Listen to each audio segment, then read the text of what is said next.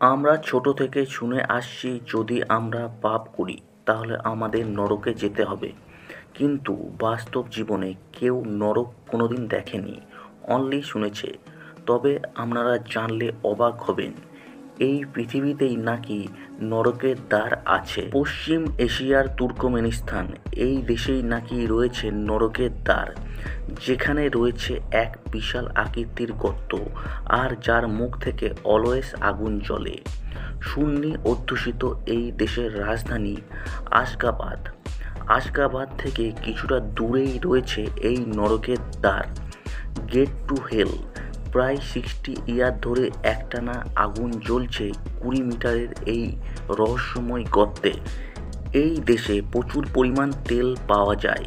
ভূতত্ত্ববিদরা 1971 সালে সোভিয়েত ইউনিয়নের অধীনে এখানে গ্যাস নিষ্কাশনের চেষ্টা করে, কিন্তু তারা ফেলিওর হয়ে যায়। এত খোঁড়াখুঁড়ির ফলে এখানে তৈরি হয়ে যায় এক বিশাল আকৃতির গর্ত।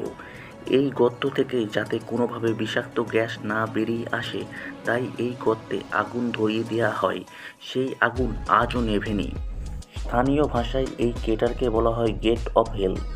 এই নরকের দরজাকে ঘিরে তৈরি হয় বহু রহস্য, যা আজও সমাধান মেলেনি।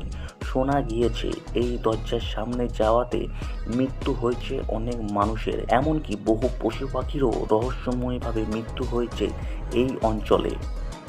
এই গর্তে সর্বপ্রথম নামে কানাডিয়ান অভিযাত্রী জর্জ কাউরুনিশ, কিন্তু তিনি গর্তের উৎপত্তি ব্যাখ্যা করতে পারেননি।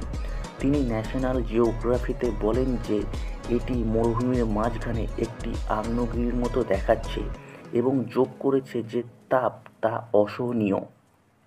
দিন হোক বা রাত, এটা পরিষ্কারভাবে জ্বলছে। আপনি যদি প্রান্তে দাঁড়ান তবে আগুনের গর্জন শুনতে পাবেন, এই বক্তব্য দেন জর্জ কাউরুনিশ। এত আগ্নেয়শিখা থাকা সত্ত্বেও লোকেরা এখনও মরুভূমিতে ভ্রমণ করে।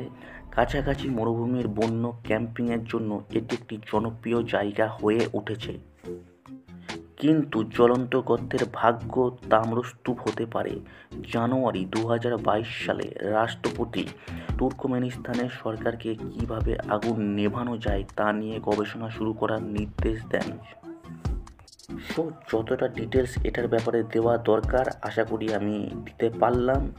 যদি ভিডিওটা তোমাদের ভালো লাগে বা খারাপ লাগে, যাই লাগুক, সেটা কমেন্ট বক্সে জানিও। আর অবশ্যই চ্যানেলটা সাবস্ক্রাইব করে পাশের বেল বাটনটা ক্লিক করে দিও।